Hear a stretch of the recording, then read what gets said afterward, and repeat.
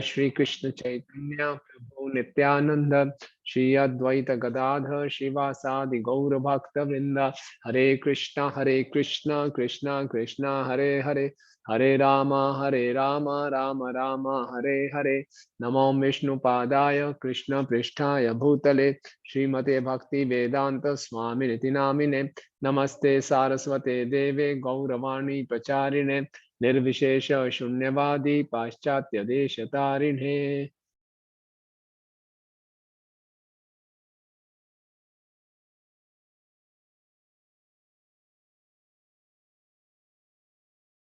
Hare Krishna. So we welcome you all. This is the final session of Gita Made Easy. And let's hope that Bhagavad Gita makes our life very, very easy. Bhagavad Gita is key to happiness, key to bliss, and it is the key for solving all kinds of problems of our life. It is the most practical book. It is a timeless wisdom, and it is a song sung by Lord Krishna himself. So, and Arjuna was just made a medium for imparting this knowledge to all of us. So we have reached the last point, the perfection of renunciation, and we discussed till verse number 39. And the first 12 verses of this chapter, this summarizes the first 6 chapters of Bhagavad Gita about Karma Yoga. Then verse from 13 to 18, we discussed about Jnana Yoga.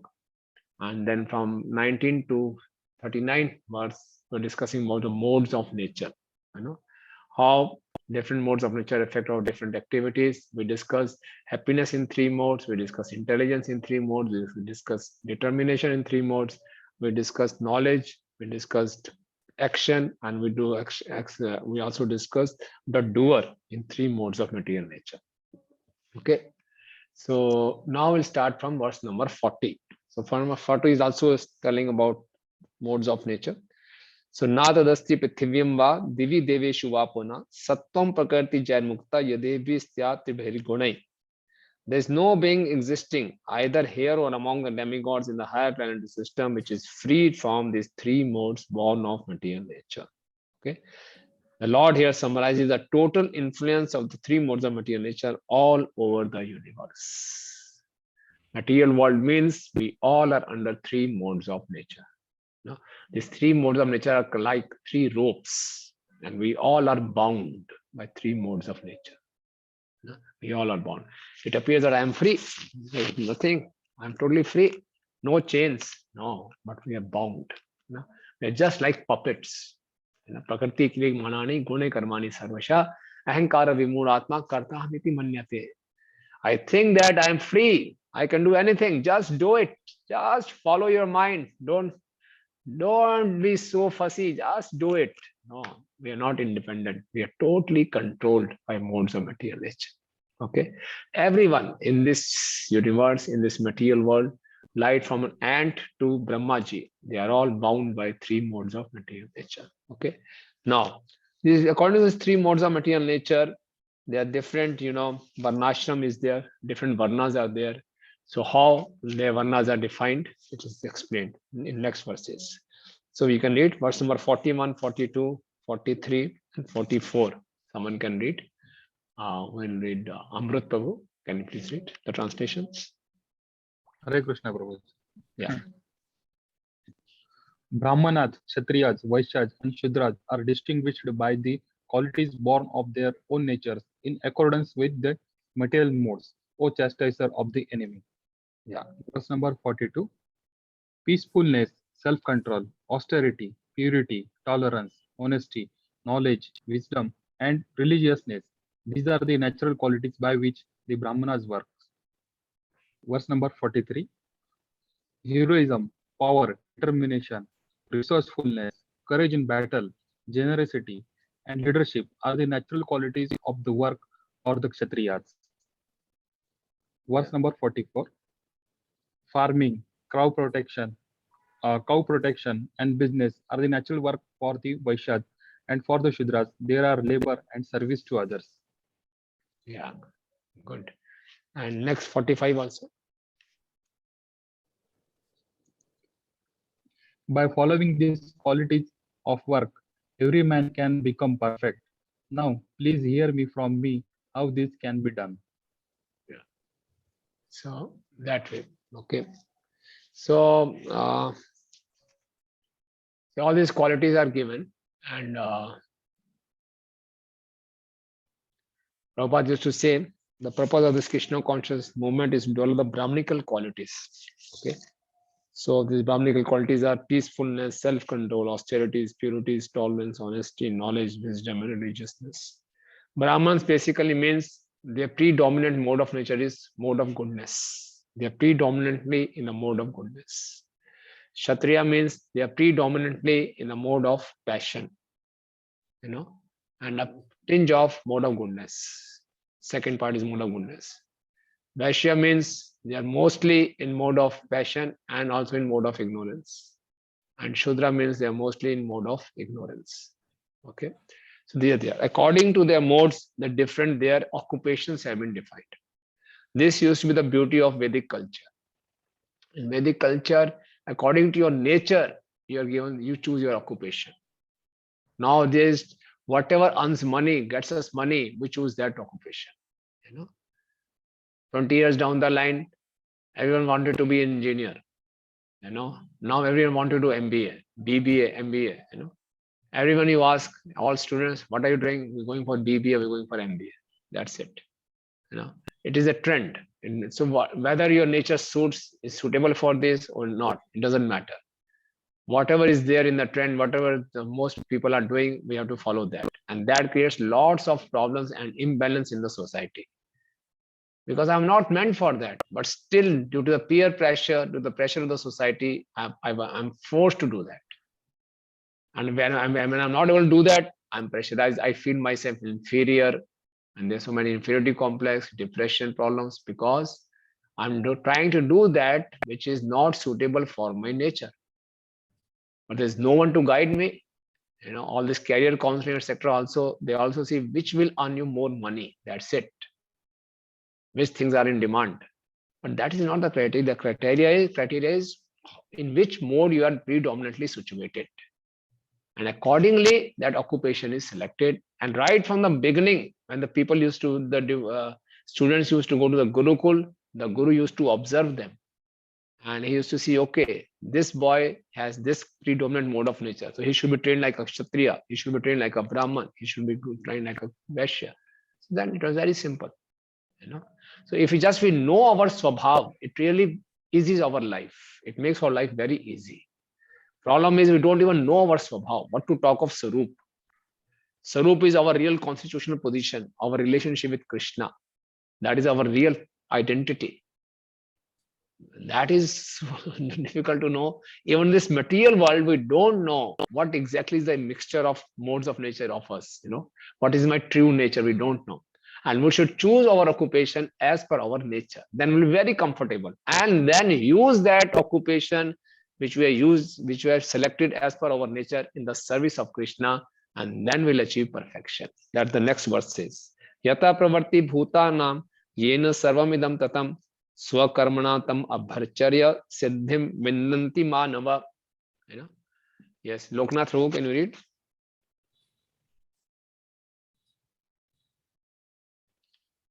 Prabhuji, I have Odia. Okay. Yes, Kuber Prabhu, you read.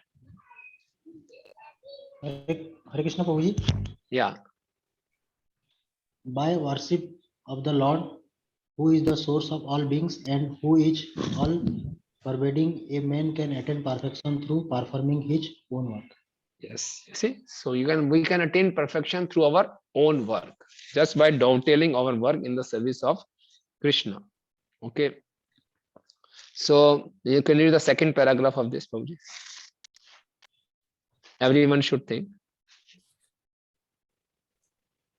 Everyone should think that he is engaged in a particular type of occupation by Renunciation, the master of the senses, and by the result of the work in which one is engaged, the Supreme Personality of Godhead, Sri Krishna, should be worshipped. If one thinks always in this way, in full Krishna consciousness, then by the grace of the Lord, he becomes fully aware of everything. That is the perfection of life. The Lord says in Bhagavad-Gītā 12.7, Tesam aham samudhata. The Supreme Lord himself takes charge of delivering such a devotee. That is the highest perfection of life.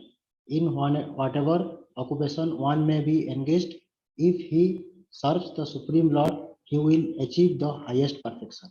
So whether I'm serving as a Brahman, Kshatriya, Vaishya or Shudra, doesn't matter. As per my nature, I should do my occupation and I should offer the results of that work to Krishna. That way, I'll achieve perfection. Swa yata pravartir bhutani yena sarvanam swakarmana. With my own work, tam abhyarchare, I worship siddhim vinanti manava, I achieve perfection. Okay.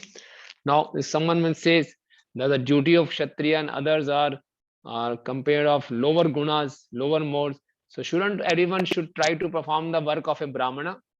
No. Shreyans धर्मो विगुण पर धर्म स्वनिष्ठिता स्वभाव नियतम कर्म कुरन आपनोति क्लेबशम. Yes, Venu Lalan Prabhu.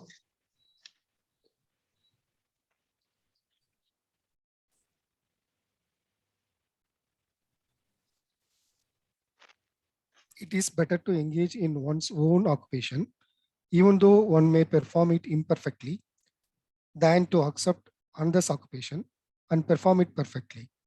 Duties prescribed due according to one's nature are never affected by sinful reactions. Yeah. One should not try to imitate other person. This is the problem of modern society. We always compare ourselves with others. That brings in competition. Vedic culture was based on cooperation. Modern society is based on competition, cutthroat competition. Just cut the throat of others and march ahead. No need of cooperation. But in Vedic society, the whole body used to cooperate with each other. All sections of the society made for each other, supplement each other. So there's no need to imitate. Okay, everyone is made for doing some special work for Krishna. Right? So you can read the purport, Prabhuji. One's occupational duty is prescribed in Bhagavad Gītā. As already discussed in previous verses, the duties of Brahmana, Kshatriya, Vaishya, and Sudra are prescribed according to their particular modes of nature. One should not imitate another's duty. A man who is by nature attracted to the kind of work done by Sudras should not artificially claim to be a Brahmana, although he may have been born into a Brahmana family. In this way, one should work according to his own nature. No work is abominable if performed in the service of Supreme Lord. The occupational duty of a Brahmana is certainly in the mode of goodness, but if a person is not by nature in the mode of goodness, he should not imitate the occupational duty of a Brahmana. For a Kshatriya or administrator, there are so many abominable things. A Kshatriya has to be violent to kill his enemies, and sometimes a Kshatriya has to tell lies for the sake of diplomacy. Such violence and duplicacy accompany political affairs, but a Kshatriya is not supposed to give up his occupational duty and try to perform the duties of a Brahmana. One should act to satisfy the Supreme Lord. For example, Arjuna was a Kshatriya. He was hesitating to fight the other party.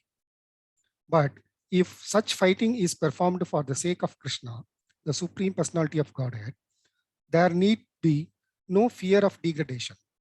In the business field also, sometimes a merchant has to tell so many lies to make a profit. If he does not do so, there can be no profit. Sometimes a merchant says, "Oh, my dear customer, for you, I am making no profit." But one should know that without profit, the merchant cannot exist. Therefore, it should be taken as a simple lie if a merchant says that he is not making a profit. But the merchant should not think that because he is engaged in an occupation in which the telling of lies is compulsory, he should give up his profession and pursue the profession of a Brahmana. That is not recommended.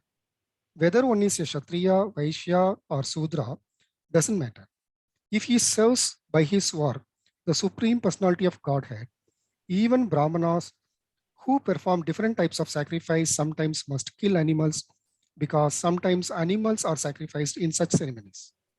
Similarly, if a Kshatriya engaged in his own occupation kills an enemy, there is no sin incurred. In the 3rd chapter, These matters have been clearly and elaborately explained. Every man should work for the purpose of yajna or for Vishnu, the Supreme Personality of Godhead. Anything done for personal sense gratification is a cause of bondage. The conclusion is that everyone should be engaged according to the particular mode of nature he has acquired, and he should decide to work only to serve the supreme cause of the Supreme Lord. Yeah, so that is the conclusion. Okay, so we should work as per modes of nature, and with the result, we should worship the Supreme Lord. Okay, so in fact, the work becomes a cause of bondage if we perform it for our own gratification, for ourselves, But if we performing the work, if there's a detachment and devotion while working, then we'll be saved from the inherent defect of the work. Every work, whether we are performing as a Kshatriya, Vaishya, Shudra or Brahman, it has some fault. Brahman's work has a fault that he may have to perform some animal sacrifices. Shudra has a fault that he may have to serve the master who is not performing proper work. Kshatriya has a fault that he has to kill some animals or he has to kill on the battlefield. And Vaishya has the fault that he has to speak lies. Okay, these are the faults and they are inherent. So we can be saved from this, we can save from the effects of these faults if we perform all these activities with detachment and devotion. Giving up the activity is not the solution, because you cannot give up the activity, and giving up the activity of my occupation and performing the other's occupation also will not solve the problem, because every occupation has its own occupational hazards. Okay, so that is explained in the next verse. Sahajam karma konteya sadoshamapi na tejet sarvarambha hi doshena dhumena agnivavrita. Yeah, Shreya Mataji. Every endeavor is covered by some fault, just as fire is covered by smoke. Therefore, one should not give up the work born of his nature, O son of Kunti, even if such work is full of fault. Yeah, so every work in this material world, it's all faulty. Whatever work we perform, there will be some fault. Okay, so in the second paragraph purport, Prabhupada is writing, a very nice example is given here. Although fire is pure, still there is smoke. Okay, yet smoke does not make the fire impure. Even though there is smoke in the fire, fire is still considered to be the purest of all the elements. If one prefers to give the work of a Kshatriya and take up the occupation of Brahman, he is not assured that in the occupation of Brahman there are no unpleasant duties. One may then conclude that in the material world, no one can be completely free from the contamination of material nature. We just cannot be free. It's a dirty place. We just cannot. We cannot avoid it. All activities has some inherent fault in it. Okay. So further down the line, 6-7 lines down, Prabhupada is writing in the purport. When a particular type of occupation is performed for the satisfaction of the Supreme Lord, all the defects in that particular occupations are purified. That is the solution. Okay. Whatever occupation we have, we should perform for the pleasure of the Supreme Lord, then all the defects are taken care of. Right. Next. Asakta buddhi sarvatra jitatma vigata spriha naishya karmam siddhim paramam sanyasena adigacchati. Yes, Sarika Mataji. One who is self-controlled and unattached and who disregards all material enjoyments can obtain by practice of renunciation the highest perfect stage of freedom from reaction. Now from this section, from 49 to verse number 54, Krishna will be explaining how one can be free from the reaction of work through Jnana Yoga, and through that he will attain the Brahmabhut stage. So how will we do that? It's a asakta buddhi sarvatra jitatma vigata spriya. One who is self-controlled, unattached, and who disregards all material enjoyments. So he will do what? He will give up the mentality of being the doer, and he'll give up the attachment to the results. And then the second stage, what he'll do? Naishya karmam siddhim paramam senya senadi gacchati. The Jnana Yogi will give up the work itself. Okay. In the first stage, Sannyas, he gives up the attachment to the results and attachment of being the doer and enjoyer. And in the second stage, he will give up the work itself. These are the Gyan Yogis. Okay. So in the first two lines, Prabhupada is writing, real renunciation means that one should always think himself part and parcel of the Supreme Lord, and therefore think that he has no right to enjoy the results of his work. Right? So what will happen when he'll do like this? Then the verse number 50, we'll read. Devashish Sar Prabhu, will you read? Hare Krishna Prabhuji. Hare Krishna. O son of Kunti, learn from me how one who has achieved this perfection can attain to the supreme perfection stage, Brahmana, the stage of highest knowledge, by acting in the way I shall now summarize. So if one does like this, he can stage to the stage of Brahman. So he has stopped working, and now what he will do to attain the stage of Brahman, that is explained in the next three verses. So we'll read Dinesh Naran Prabhu. Hare Krishna Prabhuji. Hare Krishna. Being purified by his intelligence and controlling the mind with determination, giving up the objects of sense gratification, being freed from attachment and hatred, one who lives in a secluded place, who eats little, who controls his body, mind, and power of speech, who is always in trance and who is detached, free from false ego, false strength, false pride, lust, anger, and acceptance of material things, free from false proprietorship, and peaceful. Such a person is certainly elevated to the position of self-realization. Yeah. Easy to do. Very easy. All these things. Purified by intelligence, controlling mind, determination, giving the objects of sense gratification, being freed from false ego, false prestige, lust, anger, greed. Easy to do. Very, very difficult. Very, very difficult. But one Gyanis do like this. And then they attain the stage of Brahma Bhuta. Okay. Now what is the Brahma Bhut do's? Brahma Bhuta prasannatma na shochati na kangshati sama sarveshu bhuteshu mad bhakti labate param. Yes, Dolamani Amit Prabhu. Dolamani. Yes, Prabhuji. Yes. One who is thus transcendentally situated at once realizes that the Supreme Brahman and become fully joyful.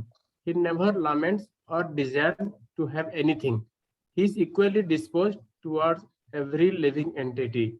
In that state, he attends pure devotional service unto me. Yeah. So at this Brahm stage, he always remains happy. You know, Prasannatma. Prasannatma means fully joyful. Or our Acharya says, Baldev Vidyabhushan says, fully pure. You know, moreover, we are pure in our heart, more will be joyful. Okay. So this is a sign. So Prasannatma, na shochati, na kangshati. He does not lament. He does not desire anything material. Sama sarveshu bhuteshu. He is equipoised towards all living entities. He treats everyone equally, like a child. You know, child is equal to everyone. You know, whether you are a gentleman or you are a wicked person, child doesn't know. He treats everyone equally. He doesn't go by externals. Okay. So like that, a person Brahmot treats everyone equally, then Mad Bhaktim Labhate Param. If that Gyan Yogi is satisfied with the Brahman realization, which is the impersonal aspect of the Lord, he will stop here. But if he is attracted by the all attractive feature of the Lord, he will march ahead. He will try to go ahead. And then this person becomes eligible for my pure devotional service. Kevala Bhakti Param. Mad Bhaktim Labhate Param. Supreme devotional service. He becomes eligible for that. Okay. So Prabhupada is writing in the second paragraph. In the material concept of life, when one works for the sense gratification, there is misery. But in the absolute world, when one is engaged in the pure devotional service, there is no misery. The devotee in Krishna consciousness has nothing for which to lament or desire. Since God is full, living entity who is engaged in God's service in Krishna consciousness becomes also full in himself. He is just like a river, cleans of all dirty water. Because a pure devotee has no thought other than Krishna, he is naturally always joyful. Now, we have a question, so we'll discuss afterwards. You can just keep it with you and remind me when we discuss afterwards. So now we have performed devotional service. So this Brahman stage is lower than the devotee stage. One who worships the Lord Krishna himself. So if at Brahman stage, one is Prasannatma. So devotee should always be joyful. So we all are trying to perform the devotional service. How many of you in your lives sometimes feel miserable, distressed?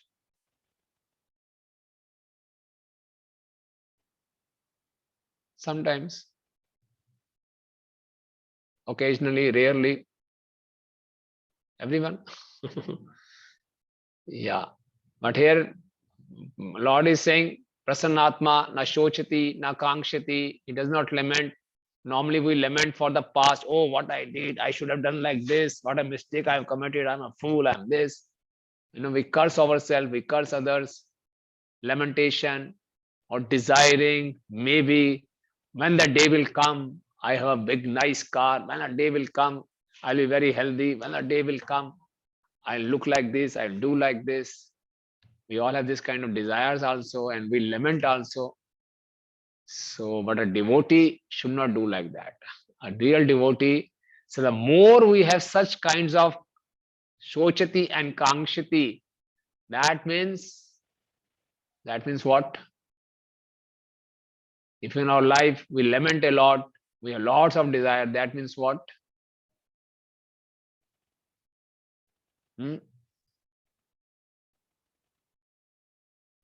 Complete the sentence.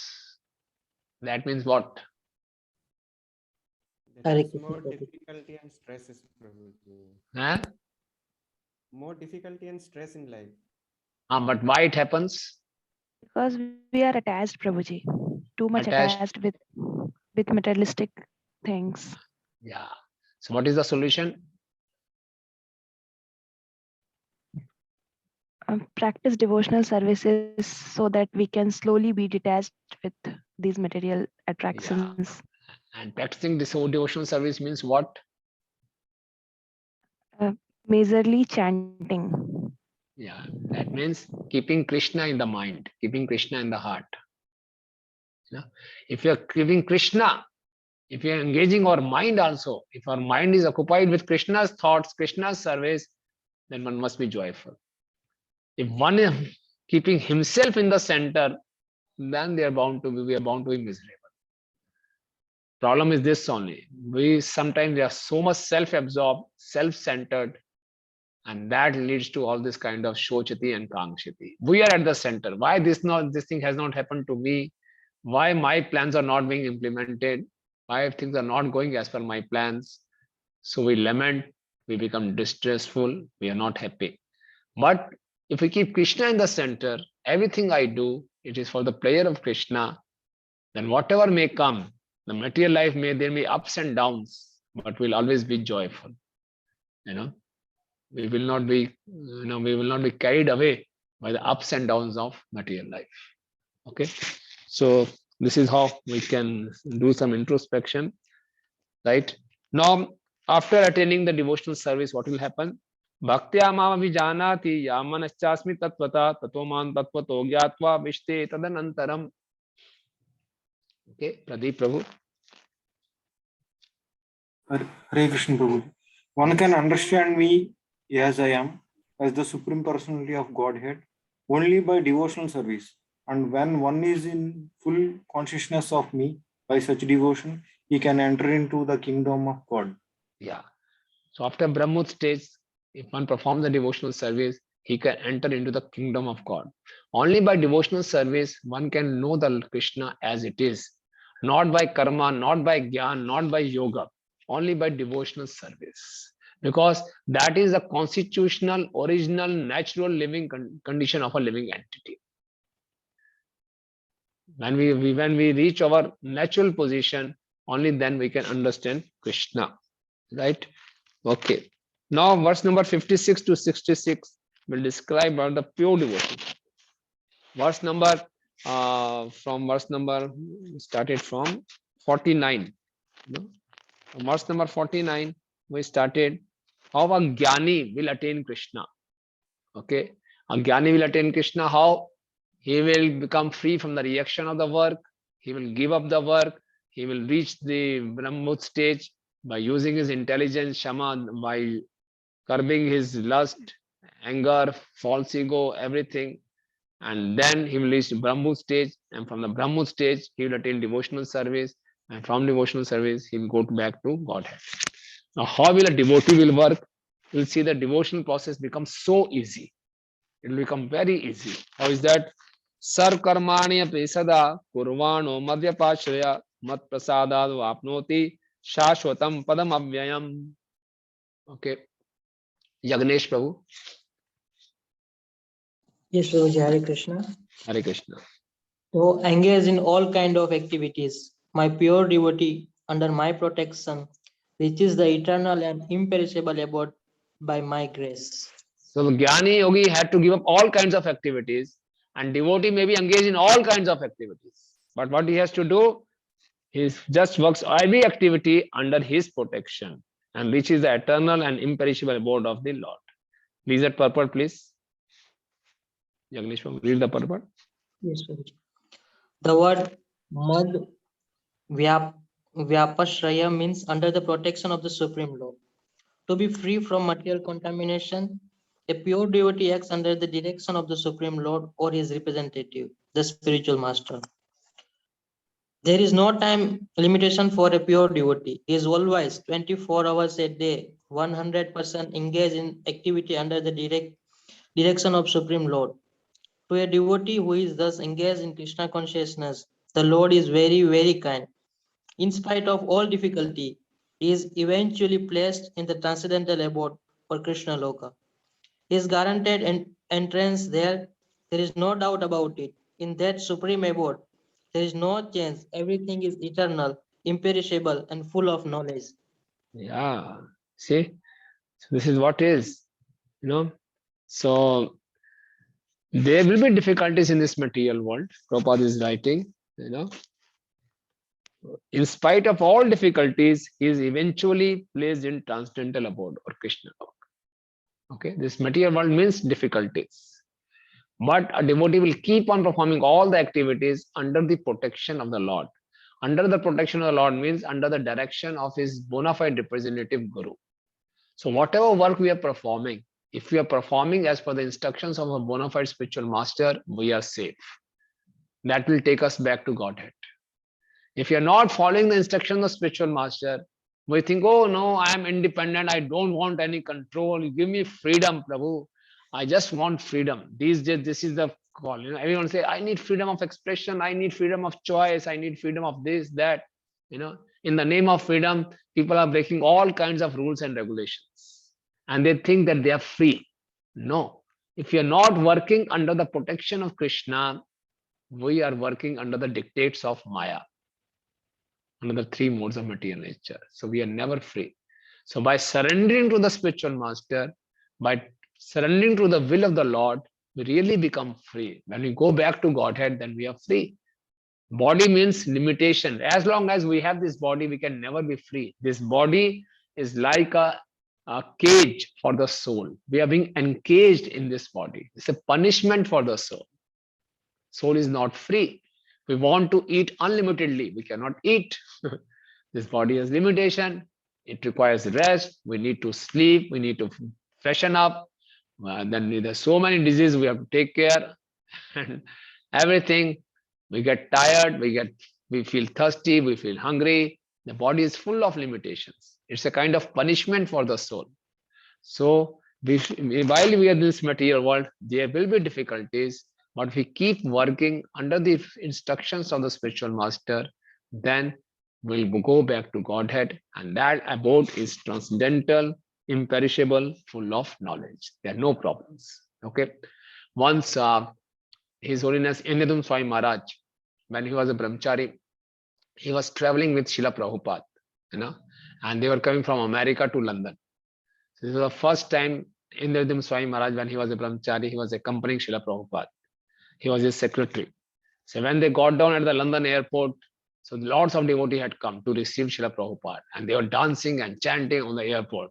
And Indradim Brahmachari, he was thinking, wonderful, now I'll go to the London. This was Sunday love feast. I'll have wonderful feast. Those days in ISKCON, Sunday love feast means they used to cook 10, 12 items, very wonderful items, and the devotee used to just take the feast up to their neck. And they used to just wait for the Sunday love feast, and Prabhupada will give lecture, we'll have dancing, chanting, and wonderful feast. He was just relishing that thought. Suddenly they come to know that one of the briefcase of Prabhupada is misplaced. So the president of London temple said, Prabhupada, the time is coming very close, we have to start the program. What we do, Prabhupada, you come with us and we leave this brahmachari. He will bring your suitcase afterwards. No option left because he was a secretary. Everyone left. And then Swami Maharaj, he had to wait at the airport for recovering that briefcase. He has to wait for 2-3 hours, and that briefcase came, and then he was all alone, and he brought it to the temple. By that time, love feast was over, lecture was over, prasadam was over, the temple was being cleaned late at night, and the briefcase was very heavy, and he was feeling very, very hungry. So when he reached the temple, when you reach the temple after the prasadam is over, all the devotees are taken prasad and they are very relaxed. And you are not taken prasad, you are tired, hungry. So what a contrast, No one will be able to empathize with you. They think everyone has taken prasad. You must have also taken prasad. So he just came. Everyone is just in their own world. So where is Prabhupada? Prabhupada is on the 4th floor. Lift is not working, and he has this heavy briefcase. So he goes up to the stairs, very feeling frustrated inside, and he just bangs the door with his leg, and the door gets open, and in front of him Prabhupada is standing, and gets a shock of his life. Immediately offers Dandvat Pranam, Prabhupada, taps on his back and says something and goes away. When he gets up, another secretary of Prabhupada, His Grace Nanda Kumar Prabhu, was standing. So Indradim Swami Maharaj asked him what Prabhupada said. So Nanda Kumar Prabhu said, Prabhupada said, as long as you are in this material world, there will be problems. If you want to be free from all the problems, go back to Godhead. So as long as we are in this material world, there will be problems. Even though we are performing devotional service, we are serving spiritual master, there will be difficulties. But we have to just tolerate these difficulties and keep on performing devotional service under the protection of the spiritual master. And then when we go back to Godhead, then we can freely dance with Krishna, play with Krishna, eat with Krishna, no problems. No virus, no vaccination, no schools, no colleges, no coaching, no GST, no sale tax, no terrorism attacks, no strikes, nothing. Just fun. Kevala Anand Kand. Only bliss, nothing. That is our real life. So if we follow the instructions of Bhagavad Gita, we'll attain this life. Okay. Now, we have to perform all kinds of activities, but we have to be sure these activities are under the instructions of bona fide spiritual master. Right? Next verse. Now, Arjuna may ask, what is a practical application for me? So very nice verse.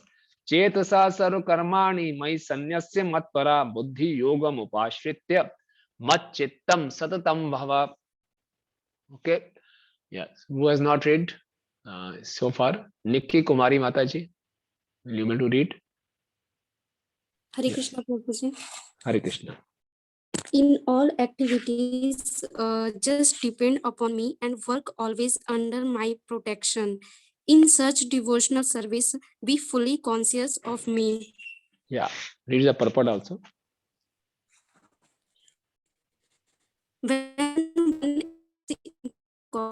Your voice is cracking, Mataji. The master of the Hare world. Krishna. Your voice is cracking. He does not act as the master of the world, just like a servant. One should act fully under the direction of Supreme Lord.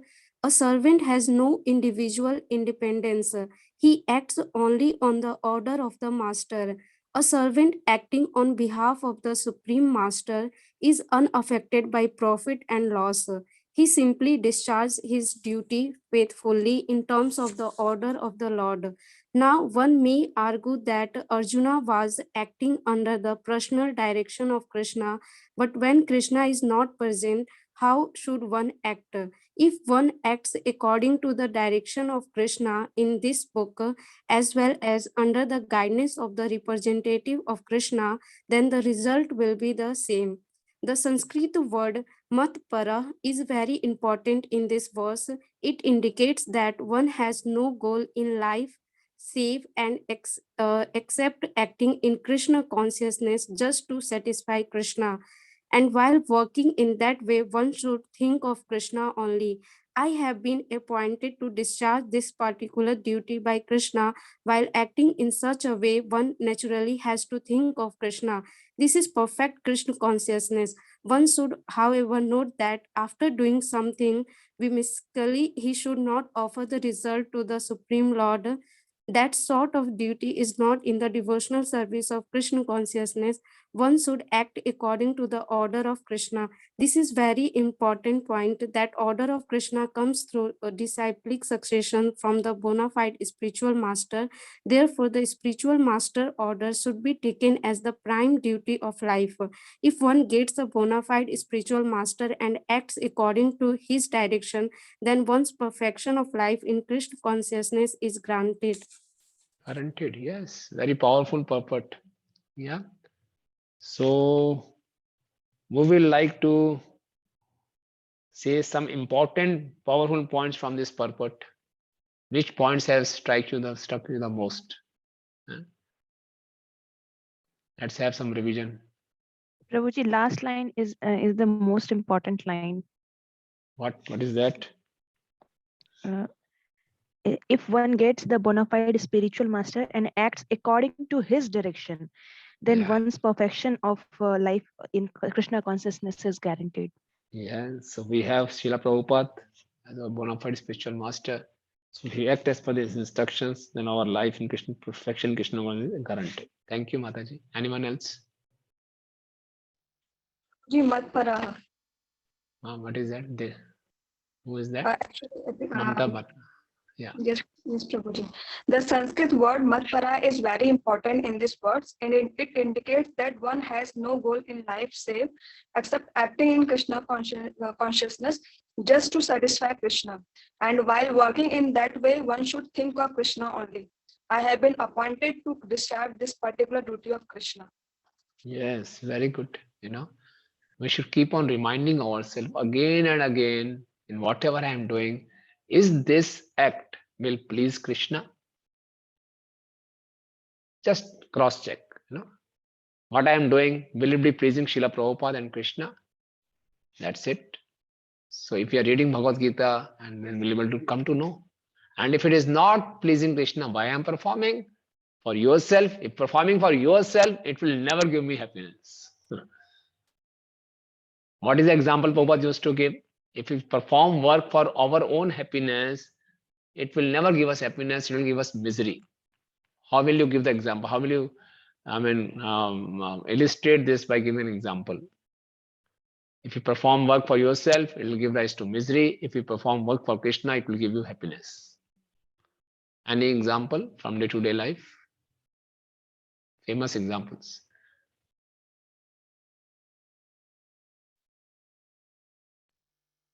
Prabhuji. Yeah.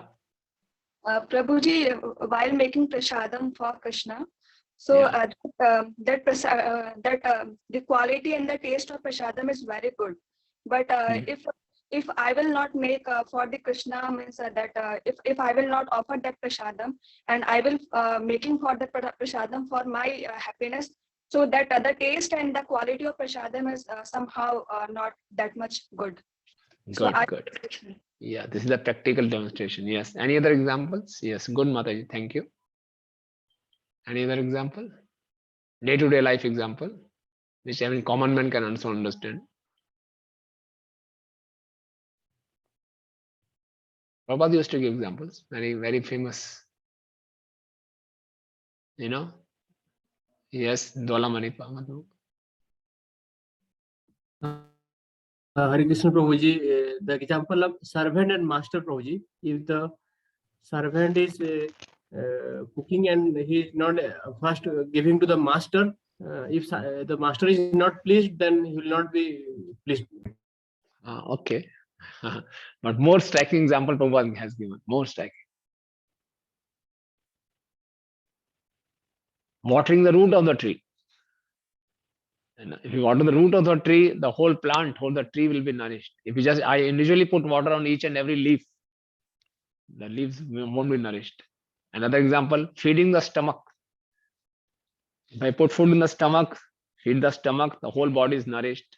There's no need to individually put food on the eyes, food on the nose, food in the ears. No, just feed the stomach, the whole body is nourished. Similarly, Krishna is the root of everything, cause of all causes. So we just perform action for the satisfaction of Krishna, I'll be naturally satisfied.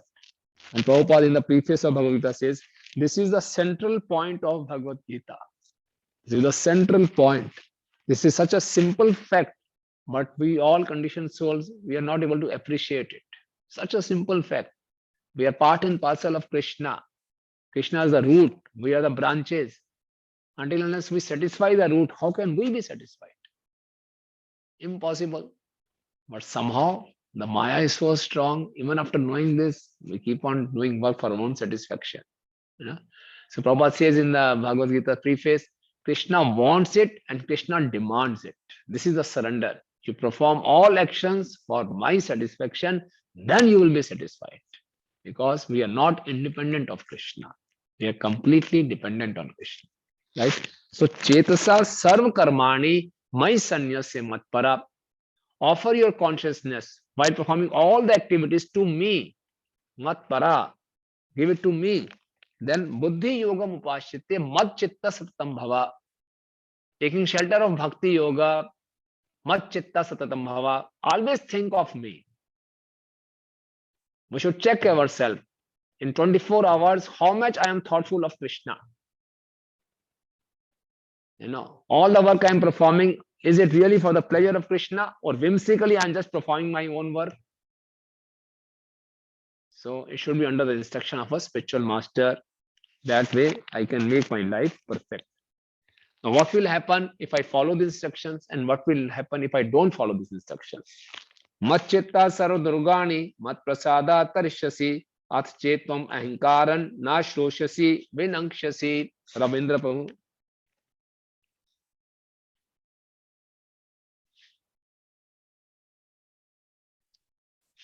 Hare Krishna Prabhuji. Yes, please. If you become conscious of me, you will pass over all the obstacles of conditioned life by my grace. If, however, you do not work in such consciousness, but act through false ego, not hearing me, you will be lost. Very simple. Krishna is very straightforward. So we have these problems of conditional life, obstacles of conditional life. Mat chitta. If you engage your consciousness in me, if you always think of me, sarva durgani, all the obstacles, tarishyasi, you will overcome. At chetam ahankara. If out of false ego, if you do not follow me, at chetam ahankara, na shrosis, you don't listen to me, vinangshasi, you will be lost, you will fall down. You know? So Krishna is clearly giving these instructions. Okay. So you can read the purport, Prabhuji. Ramindra Prabhu.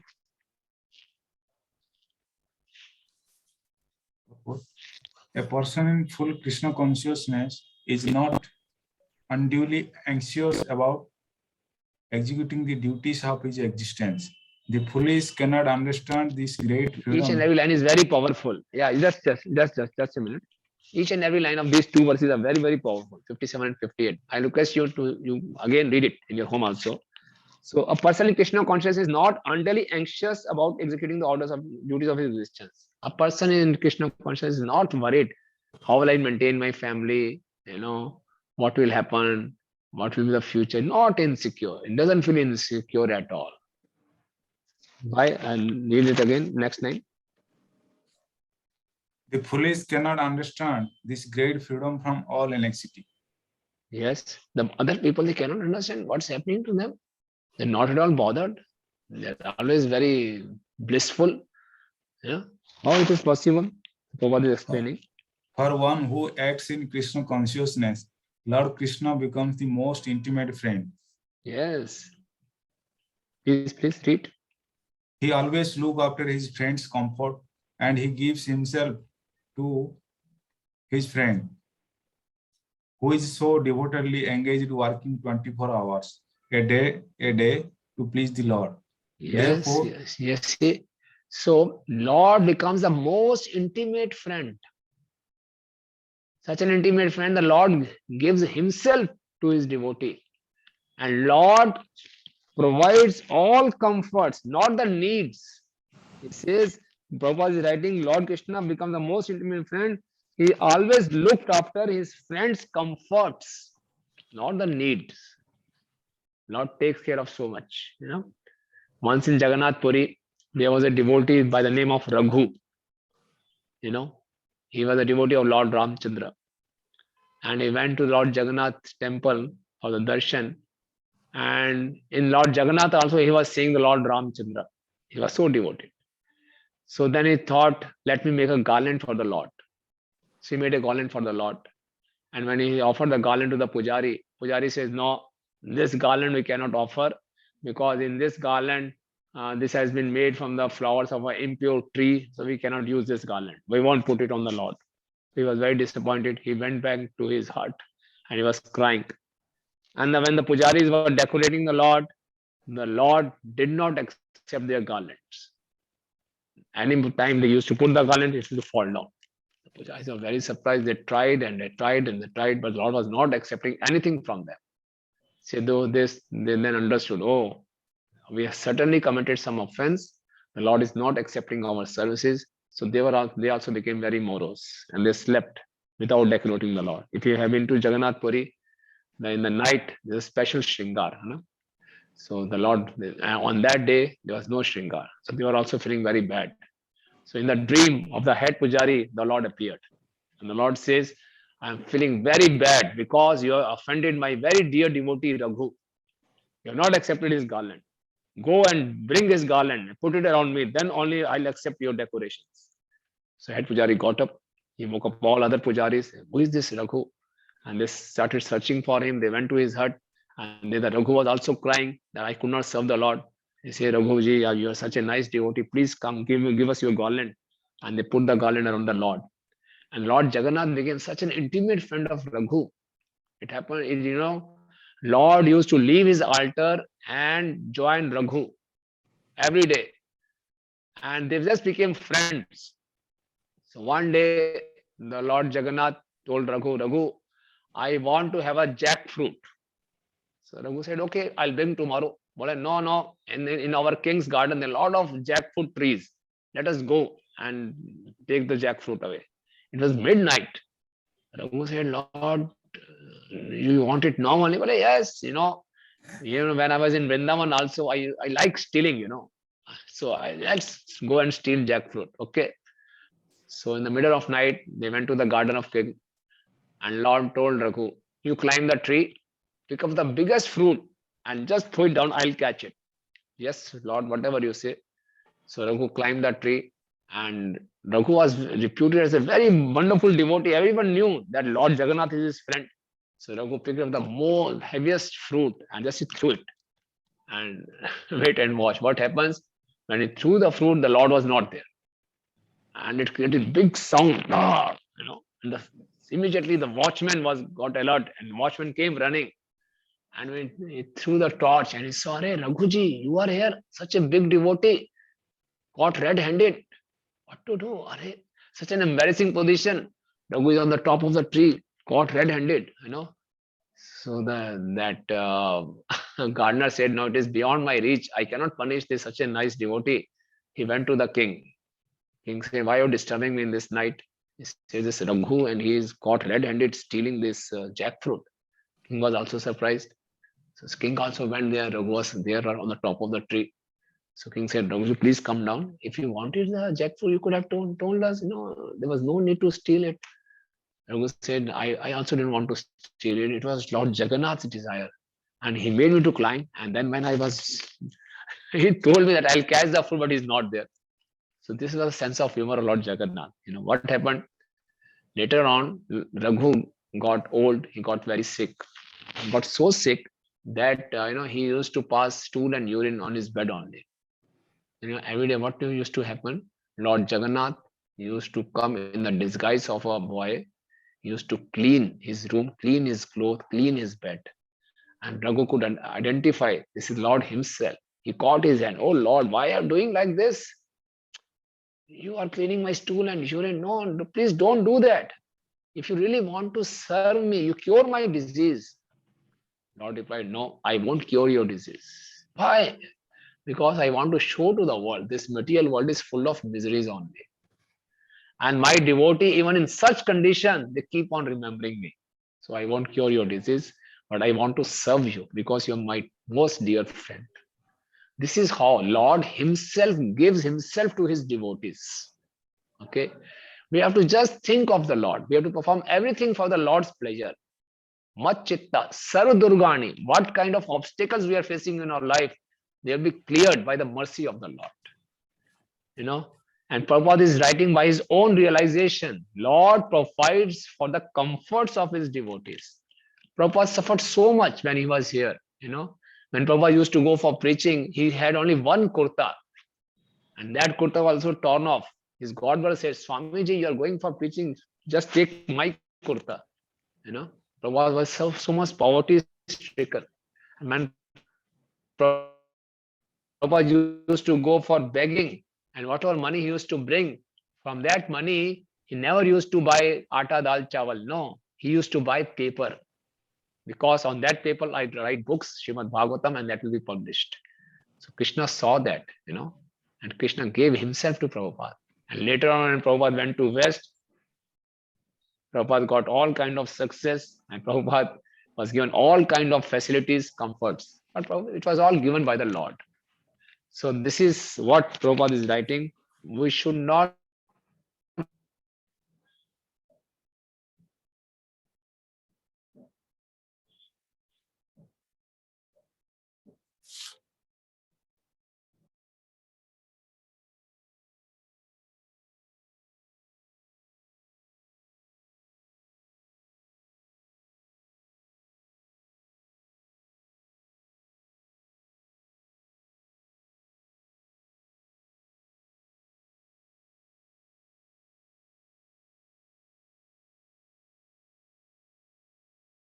I think we'll just wait. So I request everyone to please wait.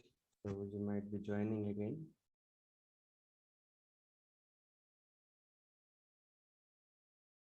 Sorry, that's connection got off. Yes, anyone who has not yet read? Kana, use the translation.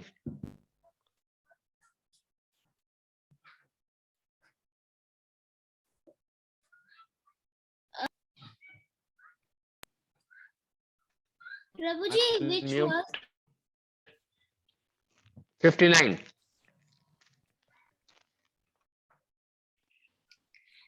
if you do not act according to my direction and do not fight, then you will be falsely directed. By your nature, you will have to be engaged in warfare. Yeah, next verse also. Yes, Prabhuji. Under illusion, you are now declining to act according to my direction, but compelled by the work born of your own nature, you will act all the same, O son of Kunti. So Krishna is saying, if you will not hear me, because Krishna could see that Arjuna is still hesitant to fight. So Krishna said, okay, if you do not act according to my directions and do not fight, then you may falsely directed, but you will ultimately fight because this is your nature. Now someone may ask, when Arjuna had to fight eventually because of his nature, why Krishna was impelling him chapter after chapter, fight, fight, fight? Why this Bhagavad Gita was spoken? When Arjuna had to fight because of his own nature. Although Arjuna was declining to fight, but ultimately he would have fought because it was his nature. When Krishna knew that he will ultimately fight because it is his nature, then why Krishna spoke Bhagavad Gita?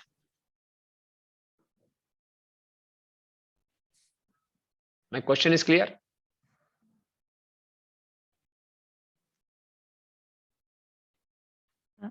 Lord Krishna gave Bhagavad Gita for us actually through Arjuna.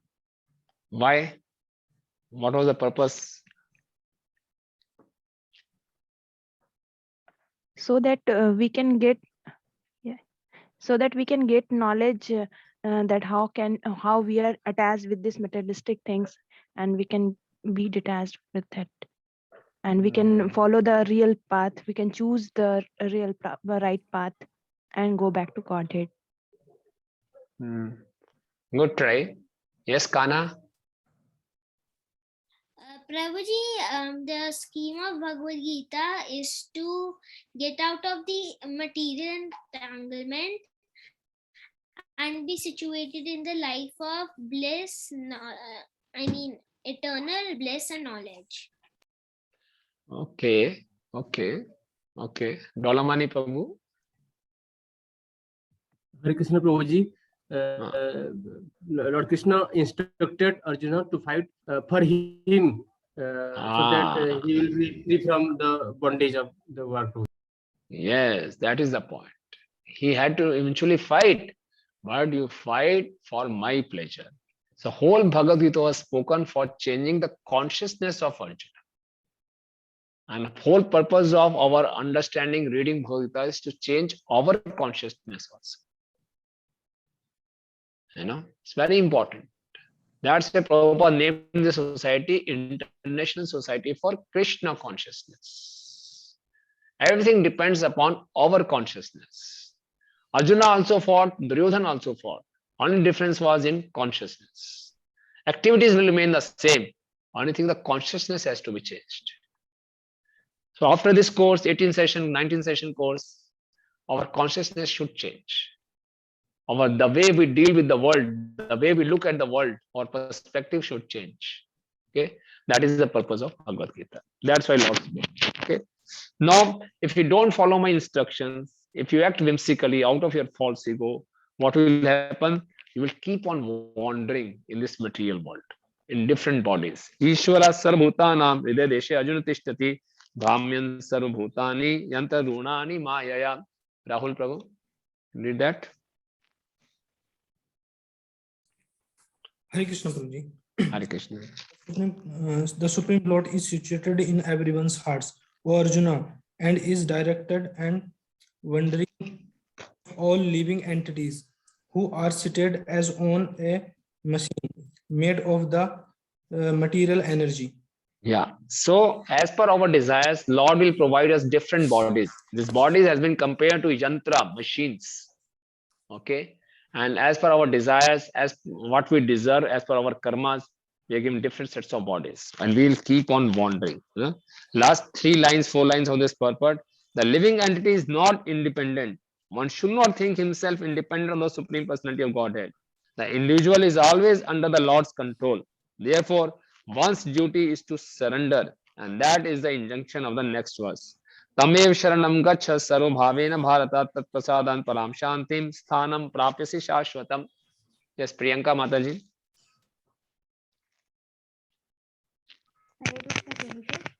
Yeah. O son of Bharata, surrender unto him utterly. By his grace, you will attain transcendental peace and the supreme and eternal abode.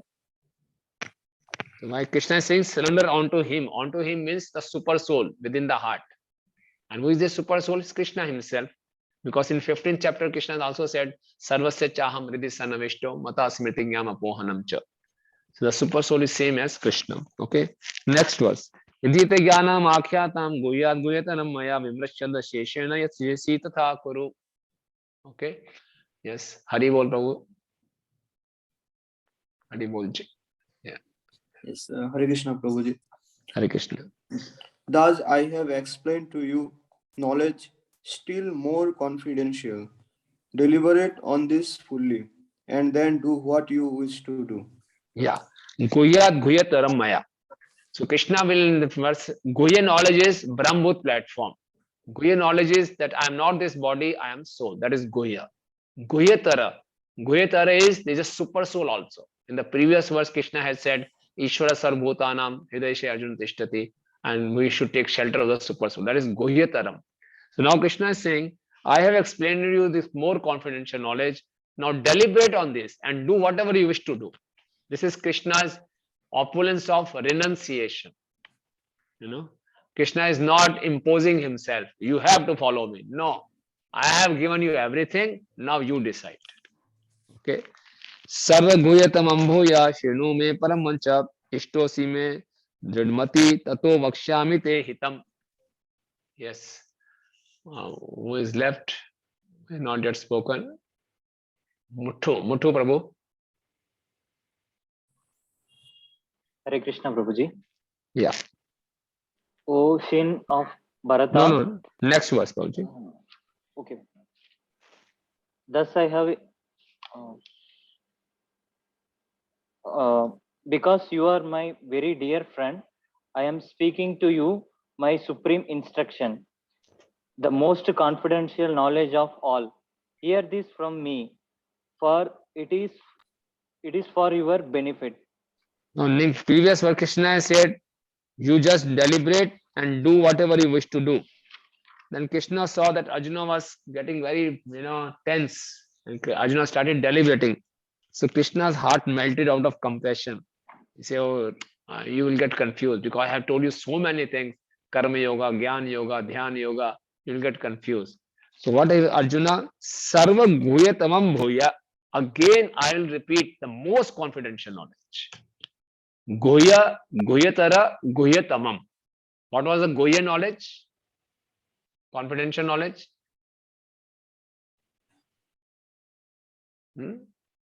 What was the guhya knowledge I described? Yes, Dolamani Babu.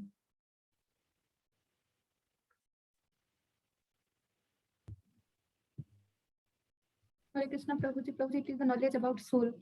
Soul. And what is guhyatara? What is guhyatara? Guhya is knowledge about the soul. Confidential knowledge. More confidential knowledge is what? Prabhuji, it is about super soul. Supreme. It is about the super soul. Thank you. And what is guhyatamam? Any guess?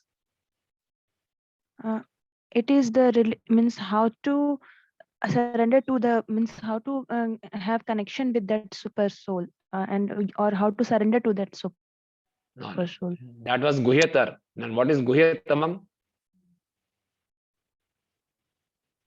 Yes, Manish Babu. Prabhuji, it is beyond soul and super soul. It is about connection with the Supreme Lord in his Samsundara form. Yes, and in the Krishna. That is guhyatamam. So bhuya, again, where Krishna has described this knowledge before, most confidential knowledge. Where in Bhagavad Gita Krishna had described most confidential knowledge? Rabindra Prabhu. In chapter 9, Prabhuji. Yes, chapter 9 was titled Most Confidential Knowledge. And what was the most confidential part of that most confidential knowledge? Chapter 9. Ravindra Babu. Knowledge about the Supreme Lord, Prabhuji. Knowledge about the what was that knowledge? What was that knowledge?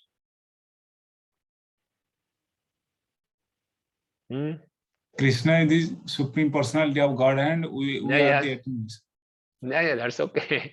Which verse? Yes, Muthu Prabhu.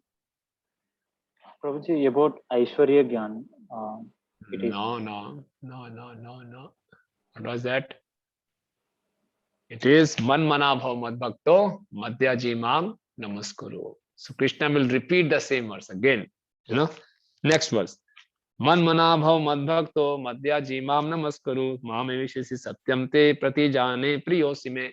Krishna had spoken this verse in 9.34, last verse of 9th chapter. And now he's repeating it because it is most confidential knowledge.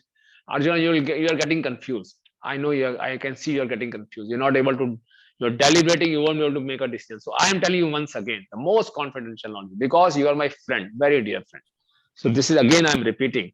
Man mana bhav mad bhakto madhyaji mam namaskaru mam eshis satyam te prati jane priyosi me. Yes. Yes. Manish Prabhu, read the purport and translation and purport. Yes, Prabhuji. Translation. Always think of me, become my devotee, worship me, and offer your homage unto me. Thus you will come to me without fail. I promise you this because you are my very dear friend. Now, Yes, purport by His Divine Grace. The most confidential part of knowledge is that one should become a pure devotee of Krishna and always think of him and act for him. One should not become an official meditator. Life should be so molded that one will always have the chance to think of Krishna. One should always act in such a way that all his daily activities are in connection with Krishna. He should arrange his life in such a way that throughout the 24 hours, he cannot but think of Krishna. And the Lord's promise is that anyone who is in such pure Krishna consciousness will certainly return to the abode of Krishna, where he will be engaged in the association of Krishna face to face. This most confidential part of knowledge is spoken to Arjuna because he is the dear friend of Krishna. Everyone who follows the path of Arjuna can become a dear friend to Krishna and obtain the same perfection as Arjuna. Thank you. Thank you. Thank you. Thank you. So, this very important instructions for all of us. Prabhupada is saying one should not become an official meditator. Bhakti should not be performed officially, ritualistically, just to complete the quota. Prabhuji had told me to chant 16 rounds. What to do, Prabhuji? I have to make this commitment, just chanting. क्या करूं? करना पड़ेगा, है ना? Not take it as a load, not take it as an officially. Give your heart, engage your mind. Try to give your best of the best. It's a love affair. We are trying to love Krishna. It's an internal affair. It's the affair of the heart, not official relationship. Krishna doesn't want official relationship. Krishna wants our love, our heart. Okay. So whatever activities you are performing, we should perform it from the deepest core of our heart. Acknowledging man mana bhav mad bhakto. We should mold our life in such a way that 24 hours we can think of Krishna. Right from the morning when we get up, start kirtan. Surround ourselves always with sound vibration of Krishna. Chanting the holy name, Krishna's katha. You're traveling, keep on chanting Hare Krishna. On your car, the kirtan should be played or some lecture should be going on. Okay. Whenever you get time on your smartphone, open some ebook, read Prabhupada's purports. Call your friend, discuss about Srila Prabhupada's purports. Somehow the other, keep on thinking of Krishna. There are so many ways we can think of Krishna. Of Krishna's glories, of Krishna's names, Krishna's pastimes, Krishna's qualities, Krishna's sweetness. When we go to the temple, see the beautiful form of Krishna, meditate on Krishna's beautiful form, what kind of dress Krishna was wearing today, what kind of jewelry he was wearing, what kind of flower decoration was there, thinking of Krishna. Okay. Cooking for Krishna, So that way we should always keep ourselves busy in Krishna conscious activities. And all these activities should not be done officially. Not just a matter of formality. Don't be an official meditator. Now, Krishna is in our heart. We understand that. It's not a duty, it's love. It may start with duty, but if we should approach towards love. Okay. So if you do like this, man mana bhav mad bhakto, always think of me. If you cannot do this, okay, then engage your senses in my service. Mad bhakta, mad dhyaji, at least do some worship. Daily we should do some worship. I hope all of you must be having some temples in your home, some altar. Offer some incense daily, make it a practice. Clean the temple, offer some flowers, offer some incense. Do it personally. Namaskaru, offer obeisances. From your heart, offer obeisances. So that way, such a simple thing. So what will happen? Ma me vishisi satyam te. I promise Arjuna, you will come back to me. Vishwanath Chakravarti Thakur says in the commentary, Arjuna must have replied, but Krishna, don't mind. I know these people from Mathura. They normally don't speak truth. In each and every talk, they say Satyam te, Sachi mein. In truth, I am saying this, but they don't say truth. And this is their habit. You are from Mathura. Lord says, okay, I agree. The Mathura Vasis are like this only. But Mathura Vasis don't cheat the people who are very dear to them. You are very dear to me, Arjuna. Priyosi mein. So Satyam te. This time I am saying Satyam te. This is Satyam. Really, I am Satyam. You will come back to me if you perform one of these 4 activities nicely from your heart. I know I'm Mathura Vasi. I speak lies also. And I say Satyam te, but I speak lie. But this is really because you're very dear to me. Satyam te, you will come back to me. Okay. So Prabhupada is saying, if we follow these instructions, we'll also go back to Godhead. Satyam te. There's no sanshay about it. There's no doubt. Okay. Next verse. Sarvdharmana parityajya mamekam sharanam raja aham tvam sarvapebhyo mokshishyami ma shucha. So Arjuna may have asked to think of you, to become your devotee, to offer you obeisances. My heart is very bad, Krishna. I'm not so pure. So for this, do I have to really perform some austerities, some vows? I have to cleanse my heart. Then I can think of you. Krishna says, no. Whatever is the condition of your heart, you just come and surrender unto me. I will purify your heart. Don't worry. Okay. Abandon all varieties of religion. Just surrender unto me. I shall deliver you from all sinful reactions. Do not fear. I have described you everything right from chapter 2. Sankhya Yoga, Karma Yoga, Jnana Yoga, Dhyan Yoga. Give up everything. Just perform Bhakti Yoga. Just surrender unto me. And don't worry. Don't hesitate. Do not fear. And whatever sinful actions you have performed in the past, if you surrender to me, I'll nullify everything. Don't worry. Okay. So that way Krishna is assuring us. So this is the essence of Bhagavad Gita. Okay. We have, because Krishna came here to establish dharma. And now Krishna is saying, give up all dharma. Because the real dharma, real duty is to take shelter of Krishna. Srimad Bhagavatam says, Save punsa paro dharma yatha bhakti adhokshaje ahetuki apratihata yatma suprasiddhati. The supermost occupation for the humankind is to perform devotional service for Krishna. Only then the living entity can be completely satisfied. Because we have intimate connection with Krishna. Until unless we perform devotional service to Krishna, we can never be satisfied. So Krishna is saying, just surrender unto me. Surrendering means what? Surrendering means practically, the Lord Chaitanya has given to Sanatana Goswami. You can see in the purport 3rd paragraph. The process of surrender to Krishna is described in Hari Bhakti Vilas. Anukulasya sankalpa patikulasya vajanam rakshasiti vishwaso gopitve varnam tatha apnikshepa karpanya shan vida shanagata. There are 6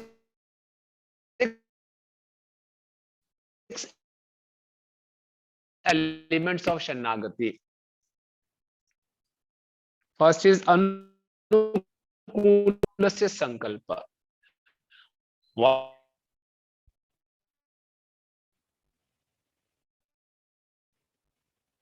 Come on, be quick.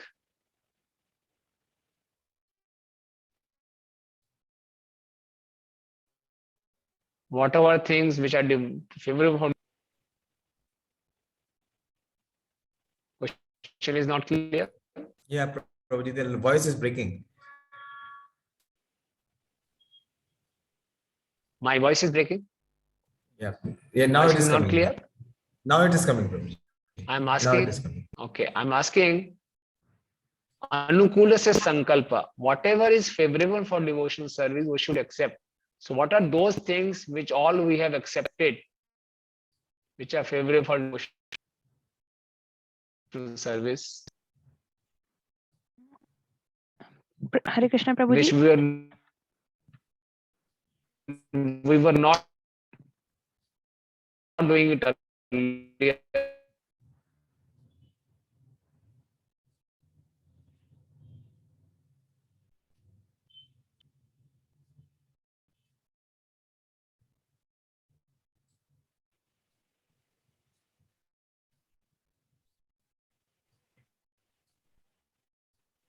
Hare Krishna.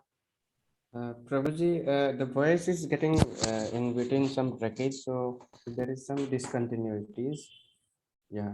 Yes, Sonika. Yeah, now it is clear, Prabhuji? Yes, Prabhuji, now it is clear. Yes, Sonika. Yeah.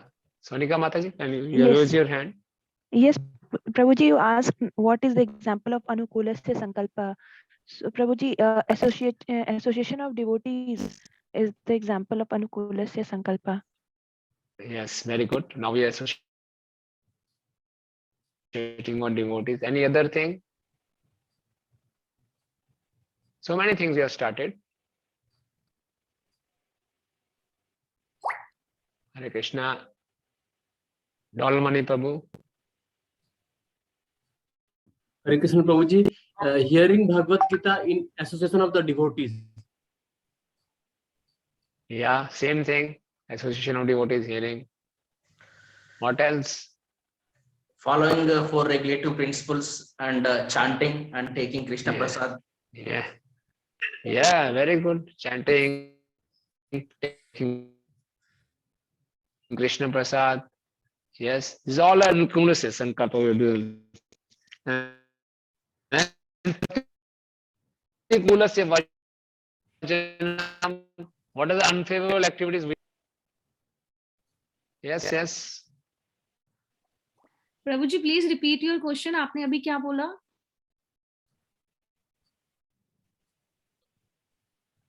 प्रतिकूलस्य वर्जनम.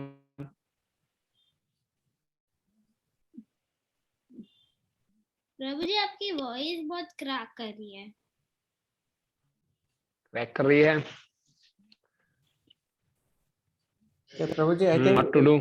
We could understood Prabhuji. Prabhuji's question was, what is the example of Pratikulasya Varjanam? What is not favorable to Krishna consciousness? What thing we have done?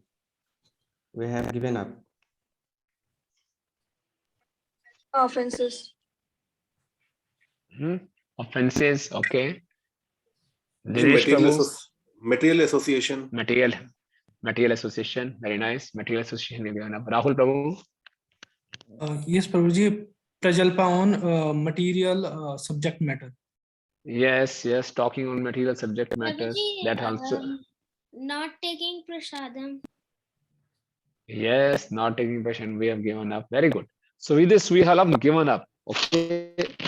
Then Rakshasa is the Vishwa. So while doing this, we may have some fear. What will happen? Don't worry. Krishna will give me all protection. Krishna will protect me. And Krishna will maintain me all. Hare Krishna. Yeah, Prabhuji. Am I audible? Yes, Prabhuji, but it is interrupted. In Chaitanya story of Mrigari. Interrupted. Okay, what to do? I will use now. I will take off my headphones. Let's see. Hare Krishna. Is it clear? Yes, Prabhuji. Okay. So in Chaitanya Charitamrita, there is the story of Mrigari. You know, Mrigari, you all know. He used to kill half-killed animals, and Narad Muni met him. And Narad Muni said, please don't kill these animals in such a way. They are really suffering. If you want to kill them completely, fully. So then he said, okay, what to do? It's a very sinful thing. So Narad Muni said, just give up this. Break your bow. Immediately break your bow. And Mrigari immediately broke the bow. And Mrigari asked, but if I am breaking this bow, who will maintain my family? Narad Muni said, I will maintain your family. Don't worry. And he broke the bow. And after that, Mrigari, along with his wife, they went on the outskirts of village. They sat down near the Tulsi plant and started chanting. And and the whole news spread in the village that Mrigari had become a saint. Hare Krishna. Yes, Prabhuji, we can hear you, Prabhuji. Yes. Okay. So Mrigari has become a saint. So people used to come to have his darshan and they used to bring all kinds of foodstuffs with them. And so much foodstuff came that Mrigari started distributing to all the people. Food for Life program is started. So Krishna will surely maintain us. This kind of confidence we should have. Okay. And the fifth was Atmnikshepa Karpanya Shan Vidashanagati. We should perform devotional service with all humility. and taking shelter of Krishna. So this is the Sharanagati. These all things we keep on doing, then Krishna will give us all protection. Okay. Now, verse number 67. Who will read? Pradeep Prabhu, will you read the translation? Yes, Prabhuji, Hare Krishna. Yeah. So this confidential knowledge may never be explained to those who are not austere or devoted or engaged in devotional service, nor to one who is envious of me. Yeah. This confidential knowledge will not be appreciated by one who is envious of Krishna, but still we see devotees of Krishna go everywhere and preach the knowledge of Krishna. They take this risk, okay, because devotees are more compassionate than the Lord. Next verse, Prabhu. Pradeep Prabhu, continue. For one who explains in the supreme secret to the devotees, pure devotional service is guaranteed, and at the end he will come back to me. Next. There is no servant in this world more dear to me than he, nor will there ever be one more dear. Yeah. So this is the inspiration for all of us. Verse number 16 and 69 that we distribute Bhagavad Gita. How many of you participated in Gita Marathon?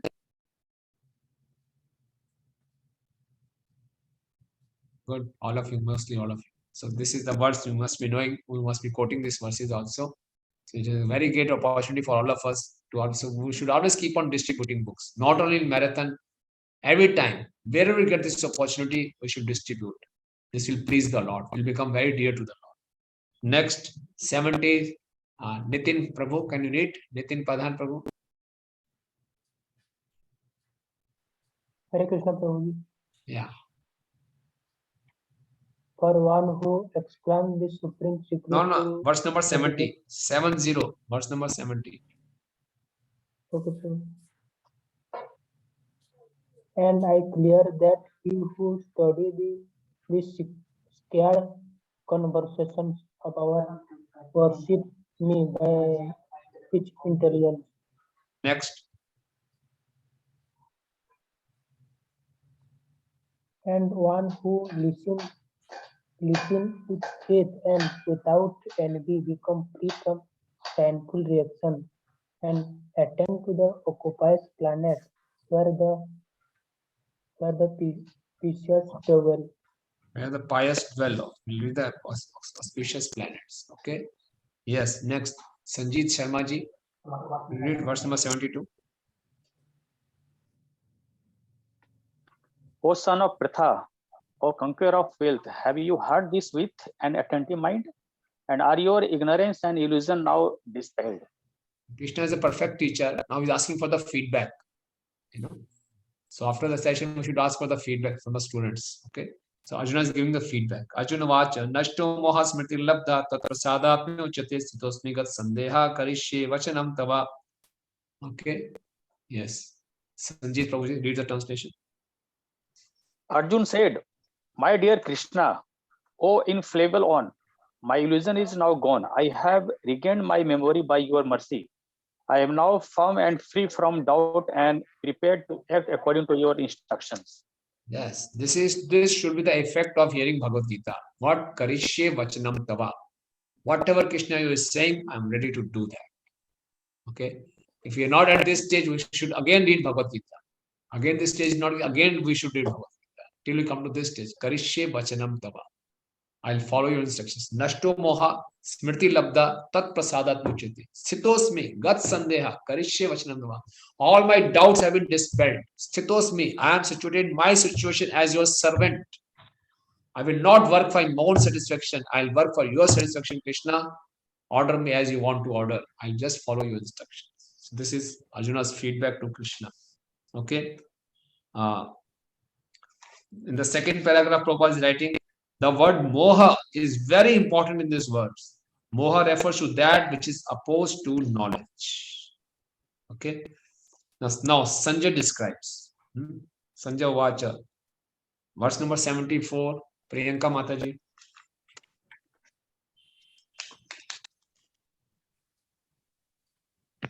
Sanjay said, thus have I heard the conversation of two great souls, Krishna and Arjuna, and so wonderful is that message that My hair is standing on end. Next. By the mercy of Vyasa, I have heard this most confidential talks directly from the master of all mysticism, Krishna, who was speaking personally to Arjuna. Next. O king, as I repeatedly recall this wondrous and holy dialogue between Krishna and Arjuna, I take pleasure, being thrilled at every moment. Next one. O king, as I remember the wonderful form of Lord Krishna, I am struck with wonder more and more, and I rejoice again and again.